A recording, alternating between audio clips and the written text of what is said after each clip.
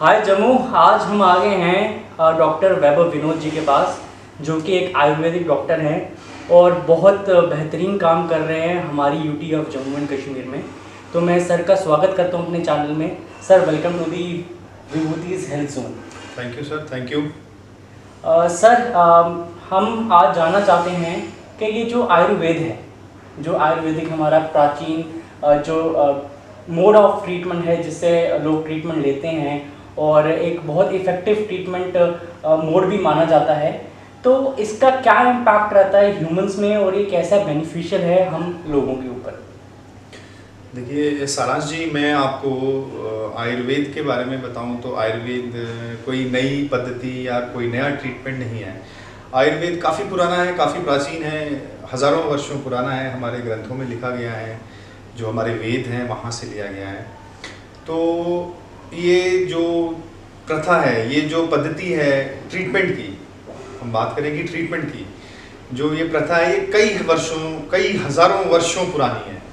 और आप देखेंगे कि आज से 100 साल पहले, 200 साल पहले, चाहे रामायण महाभारत का समय रहा हो, तो तब से ये प्रथा जो है चलती आ रही है। राम जी ने, वो जो लक्ष्मण जी जब मूर्छित हुए थे तो संजीवनी बूटी लाने हनुमान जी गए थे। तो संजीवनी बूटी तब थी तो संजीवनी बूटी आज भी है। संजीवनी टैबलेट्स हमारी, जैसे संजीवनी बटी, उस पर हम बाद में बात करेंगे कि क्या रहता है, तो वो आज भी है। वैसी चीज़ें, अब मैं ये नहीं कहूँगा कि मूर्छित इंसान को बिल्कुल से ठीक कर दे, लेकिन वो प्रथा आज भी चली आ रही है, जो तब हज़ारों वर्षों से आज भी जो है वो चली आ रही है। हाँ, कुछ चीज़ें हैं, जैसे आपने कहा कि इसका इम्पैक्ट क्या है, तो इसका इम्पैक्ट ये है कि जैसे एक आयुर्वेद में एक वर्ड है, कहते हैं जनपद उध्वंस। जनपद उध्वंस means destruction done by people. जनपद मीन्स लोग और उध्वंस means destruction, the destruction which has been done by people. अब आज की डेट में आप देखेंगे आम आपको जनवरी से लेकर दिसंबर तक पूरा मिलेगा। सेब देख लेंगे, सेब जनवरी से लेकर दिसंबर तक मिलेगा, लेकिन जो टेस्ट सीजनल फ्रूट्स का है वो टेस्ट जनवरी या दिसंबर में उन फ्रूट्स में आपको नहीं मिलेगा, सीजनल फ्रूट्स का। तो क्या हुआ? डिस्ट्रक्शन डन बाई पीपल, जनपद उध्वंस हो गया। जो मेडिसिन, जो हर्बल मेडिसिन है, आयुर्वेद बेसिकली यही पेड़ पौधों हर्ब्स वगैरह से लिया गया। तो जो पेड़, जो फल जिस सीज़न में आना चाहिए, उगना चाहिए, उसका टेस्ट उसी सीज़न में आप ले पाएंगे। अगर हम उसको प्रिजर्व करके रखते हैं तो जाहिर सी बात है उसकी कुछ क्वालिटीज़ जो हैं वो चेंज हो जाती हैं। तो उसका जो इम्पैक्ट, जो असर इंसान पे पड़ना चाहिए, जो टेस्ट आपको आना चाहिए वो आपको नहीं आ पाता, आप उसको नहीं ले पाते हैं। एक बार आम आपको मार्केट में मिलेगा, बिना खुशबू के मिलेगा। सेम वैसे जो चीज़ें, जो आयुर्वेदिक मेडिसिन, जनपद उध्वंस, यानी एसीज लग गई, गर्मियाँ का सीज़न बढ़ गया, जो एक टेम्परेचर चाहिए एक प्लांट को ग्रो करने के लिए, उसके बेनिफिट्स हम ले सकते हैं, तो वो सारी चीज़ें थोड़ी सी उस चीज़ से कम हो गई। सर, जिस तरह से आजकल कॉमन डिसीजेज, जो कि कॉमन बीमारियों की बात करें, जैसे लोगों को बीपी है, शुगर है, डायबिटीज़ जिसको कहते हैं, पाइल्स की बीमारी है, फिशुला है, तो इन लोगों को क्या प्रिवेंटिव मेजर्स लेने चाहिए? मैं चाहता हूँ इस पे आप हमारे लोगों को कुछ टिप्स बताइए, कुछ प्रिवेंटिव मेजर्स बताइए जो उनके लिए बेनिफिशियल हों। जी, देखो सारांश जी, आपने बात की डायबिटीज़ की या हाइपरटेंशन की, तो ये डिजीज़ नहीं, ये एक लाइफस्टाइल डिसऑर्डर्स हैं। और जैसे पाइल्स की हम बात करें, ये भी खान पीन के रिगार्डिंग है। लाइफस्टाइल डिसऑर्डर्स मीन्स कि हम कैसे, हमारा डेली का रहन सहन जो है वो कैसा है, हमारा खान पीन कैसा है, हमारा लाइफस्टाइल कैसा है। तो it depends upon the person ना, कि वो क्या खाता है, कैसे लेता है। तो अगर हम डायबिटीज़ की बात करें तो सीडेंट्री लाइफस्टाइल, आपका बिल्कुल एक्सरसाइज ना करना, आपका दिन भर सोए रहना, या बहुत देर तक आपकी सीटिंग है, तो कई आपको मैक्सिमम टाइम्स पे ऐसे केसेस ज़्यादा मिलेंगे कि जो अगर आप जब हिस्ट्री लेंगे एक डायबिटिक पेशेंट की, तो आपसे ज़रूर बोलेगा या तो उसकी मैक्सिमम टाइम पे सीटिंग है, या तो कहीं ना कहीं उसका एंसेस्टर, उसके फादर मदर वगैरह वो भी डायबिटिक रहे हैं। तो हेरिडिटी भी ये है, एक से दूसरे में, फादर से बेटे में, बेटी में, आगे उनकी जनरेशन में ये चीज़ें चलती हैं। दूसरी अगर हम बात करें, जैसे आप पाइल्स वगैरह की बात करें, तो ये भी खान पीन लाइफस्टाइल डिसऑर्डर है। सपोज करें आजकल लोगों का ज़्यादा रुझान जंक फूड की ओर हो गया है। जंक फूड मतलब इटसेल्फ से, जंक मीन्स कचरा, जो चीज़ें हमें चाहिए नहीं वो चीज़ें हम ले रहे हैं। अल्टीमेटली वो चीज़ें क्या कर रही हैं, कहीं ना कहीं जैसे मैदे के बने प्रोडक्ट्स हो गए आपके, आप अगर कार्बोनेटेड ड्रिंक्स ज़्यादा लेते हैं, आप अगर नॉनवेज ईटर बहुत ज़्यादा हैं, या कोई भी ऐसे इंसान जो नॉनवेज मैदे से बने प्रोडक्ट्स या जंक फूड जो हमारे मार्केट में आजकल कॉमन ट्रेंड चल रहा है और सब लोग इसकी तरफ ज़्यादा कंज्यूम करने में, और खासकर हमारे यंगस्टर्स को, ये प्रॉब्लम आपको ज़्यादा यंगस्टर्स में दिखेगी। मेरे पास कई सारे ऐसे केसेस आते हैं at the age of 14, 16, 20, 24 maximum, जो यंग बच्चे हैं, वो ब्लीडिंग या पाइल्स के केसेस हैं इस तरह से। तो रीज़न उनका सिर्फ यही है, पानी का इंटेक कम, जंक फूड ज़्यादा, पानी का इंटेक कम और जंक फूड ज़्यादा। तो इसमें लोगों को क्या करने की ज़रूरत है? अगर कोई भी पेशेंट ऐसा हमारी सोसाइटी में या कहीं पे भी हमें है, या जो आपके माध्यम से हमें देख रहा है, सुन रहा है, अगर उनके घर पे किसी को ये प्रॉब्लम है, तो सबसे पहले इसमें फाइबर इंटेक हमें सबसे ज़्यादा लेना है, ग्रीन लीफी वेजिटेबल्स को खाना है। हाँ, इससे भी पहले हमें सबसे पहले कट करना है जंक फूड को। पानी का इंटेक खूब रखेंगे, ग्रीन लीफी वेजिटेबल्स हम खूब खाएंगे। तो ये एक इस चीज़ के लिए, पाइल्स वगैरह के लिए जो है आप इसमें इसका ये कर सकते हैं, ये जो फॉलो कर सकते हैं आप इस चीज़ को। दूसरा आ गया आपका डायबिटीज़ या हाइपरटेंशन के लिए, सेम चीज़ें उसमें भी हैं। देखो, कोई भी बीमारी जो है स्टार्ट होती है वो कहीं बाहर से नहीं आती है, वो हमारे मुंह से स्टार्ट होती है।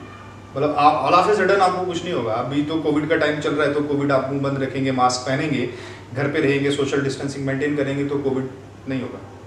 ऐसा ही चल रहा है ना सब कुछ। तो कोविड आएगा तो बाहर से ही आएगा, कहीं से एकदम से कमरे में उठ के नहीं आएगा। तो सेम वैसे जो डिजीज़ है ना, ये एज पर आयुर्वेद जो है, आयुर्वेद कहता है, आप हम आयुर्वेद की अगर बात करें, आयुर्वेद सेज की 3 चीज़ें हैं, वात पित्त और कफ आयुर्वेद में। ये एक लेनमैन को समझ नहीं आएगी, लेकिन हाँ, जो एक्सपर्ट्स हैं, आज सबके पास गूगल है, एवरीवन फाइंड्स, तो ये चीज़ें बैलेंस स्टेट में रहनी चाहिए इंसान की बॉडी के अंदर।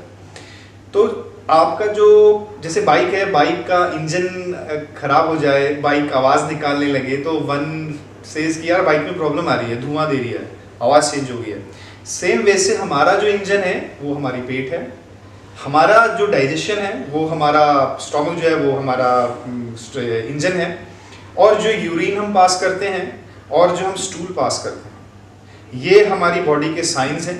ये हमें साइंस, मतलब हमारी बॉडी के साइंस वो बताते हैं। जैसे एक गाड़ी का वो कार्बोरेटर ख़राब हो जाए तो वो धुआं निकालना स्टार्ट करता है ना, वैसे अगर आपको यूरिन में आप देखेंगे आपको बर्निंग हो रही है, यूरिन बहुत ज़्यादा आ रहा है, यूरिन बहुत कम आ रहा है, या यूरिन की में कोई आपको बहुत ज़्यादा स्मेल आ रही है, या आप स्टूल पास कर रहे हैं तो बड़ा हार्ड पास कर रहे हैं, या आपके स्टूल की कंसिस्टेंसी ठीक नहीं है, या जैसे येलो कलर्ड है वो नहीं है, ब्लैक आ रहा है, रेड आ रहा है, या कुछ भी इस तरह से आपको लगता है, तो दैट मीन्स कि आपका जो बॉडी का इंजन है वो कहीं ना कहीं खराब है। तो कुछ ना कुछ बीमारी वहाँ से, अगर आपने उसको इग्नोर किया, इग्नोरेंस नहीं करना, आपने इग्नोर नहीं करना, इग्नोरेंस जहाँ हुआ वहाँ से बीमारी स्टार्ट हुई, तो इग्नोरेंस नहीं करनी है। तो जो हमारा स्टोमक है, हमारी डाइटरी हैबिट्स हैं, हमने उसको ठीक रखना है। जैसे हम अपनी गाड़ी में, हमारी बाइक है या हमारी गाड़ी है, मतलब वो रिवर्सिबल है ना, ख़राब होगी तो दोबारा से आ जाएगी, नई खरीद लेंगे, हम उसको रिपेयर कर देंगे।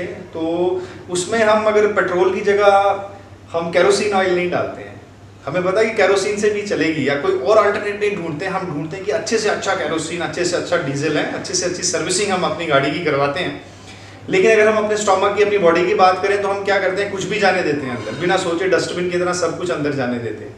तो जो अंदर जाने के जो सिस्टम है बेसिकली, ये हमें स्टॉप करना है। जब एक पेशेंट इस चीज़ को स्टॉप करेगा, अच्छा खाएगा, तो डेफिनेटली उसकी जो प्रॉब्लम्स हैं वो बिल्कुल ठीक रहेंगी। और it starts, every disease starts from your stomach, and आपको साइन एंड सिम्टम उसी टाइम पता चल जाता है। This is the thing you have to follow, या कोई भी जो बंदे उनको फॉलो करनी है। डॉक्टर साहब, एक और क्वेश्चन मैं आपसे पूछना चाहता हूँ। जिस तरह से आज का लाइफ को कहा गया नो टाइम लाइफ जो है वो हम मशीन बन गए, ह्यूमंस जो पहले हमारा जो स्केड्यूल फिक्स होता था, मगर आजकल हमारे पास टाइम नहीं है। हमारे पास यहाँ तक हम पहुँच चुके हैं कि हमारे पास खाने का टाइम नहीं है। We are going for ready to eat food, we are going for pack food, we are going for frozen food. तो ऐसे फूड को खाने का हमारे ऊपर क्या इम्पैक्ट रहता है, अगर आप इसके बारे में कुछ बता पाएँ। बिल्कुल बिल्कुल। देखो, ये तो आपने अच्छी बात बोली। एक ऐड आती थी टीवी में, उसमें कहते हैं वॉक व्हाइल यू टॉक। आपको फ़ोन आ गया तो आप 10 मिनट की वॉक करते हुए बात करें। अगर आपने किसी से कन्वर्सेशन करनी है तो आप बात करते हुए, आप वॉक करते हुए उसके साथ बात करें। आज आप देखेंगे कई सारे जो इंटरव्यूज़ लिए जाते हैं, मैक्सिमम टाइम्स पे ऐसा हो रहा है कि पार्क में लिए जा रहे हैं, एक एंकर भी चल रहा है और जो होस्ट है जिसका इंटरव्यू लिया जा रहा है वो भी चल रहा है ना, वॉक कर रहे हैं, दे आर ऑल्सो वॉकिंग, है ना। तो वॉक व्हेन यू टॉक।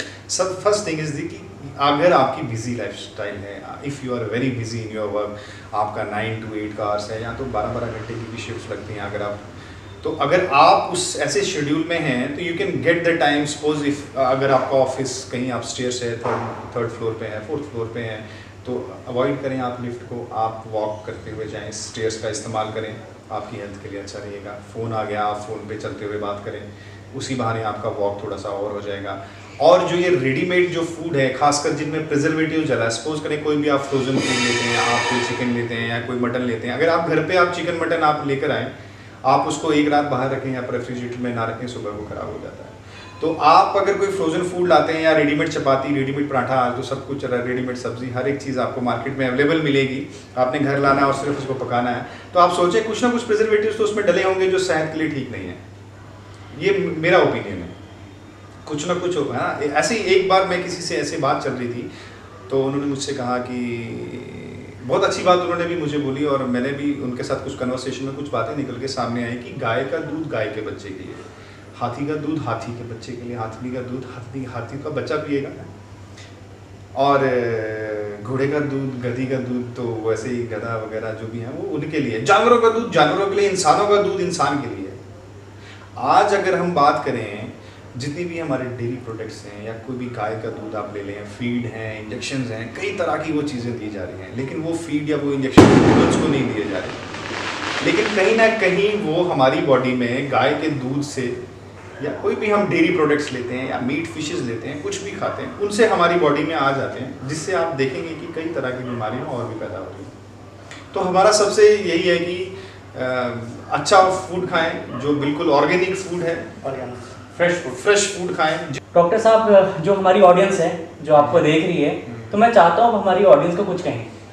देखिए सर, सभी ऑडियंस को तो मैं यही कहना चाहूँगा, in fact whole Jammu and Kashmir, whole India को मैं ये कहना चाहूँगा, जहाँ जहाँ आपकी वीडियोस देखती है, होल वर्ल्ड इवन दो जहाँ आपका चले, मैं उनसे यही कहूँगा कि कोविड टाइम में सबसे पहले फिजिकल डिस्टेंसिंग को ना कहते हुए सोशल डिस्टेंसिंग जो है, फिजिकल डिस्टेंसिंग रखें, सोशली आप कनेक्टेड रहें, फिजिकल डिस्टेंसिंग रहें और सोशली आप कनेक्टेड रहें, ना कि सोशली डिस्टेंसिंग आप मेंटेन करें। सोशली डिस्टेंसिंग से बचें, फिजिकल डिस्टेंसिंग रखें। एंड सेकंड थिंग, सभी व्यूवर्स को ये कहूँगा मैं, आप क्या व्यूवर्स को यही कि स्वस्थ खाएं, अच्छा खाएं, स्वस्थ रहें, ऑर्गेनिक खाएं और बिल्कुल स्वस्थ रहें। साथ में सारांश जी आपको और आपके चैनल को सब्सक्राइब करें, आपकी वीडियोस को देखें। सारांश is coming up with always with new ideas and new initiatives. सारांश को मैं आई थिंक ऑडियंस को बताना ज़रूरी चाहूँगा कि सारांश को मैं 2013 से जानता हूँ। सारांश ने और मैंने कई प्रोजेक्ट्स पे एक साथ काम किया है। सारांश इज़ अ वेरी मैं टैलेंटेड भी कहूँगा, हार्ड वर्किंग कहूँगा कि ये कभी भी the one good thing is about you कि आप कभी बैठे नहीं, you come up with new ideas always. And we have worked on various projects. एक प्रोजेक्ट था, हमने साथ काफ़ी देर काम किया, स्वर्ण जयंती Gramin Swarozgar Yojana. It was a very nice time. वो था कि जब हम we worked hard each other, बहुत साथ में हमने काम किया and we worked really very hard. और भी सारांश ने कई प्रोजेक्ट्स पे काम किया। This is not the first VLC, Saransh is running VLC, it's a new idea of सारांश।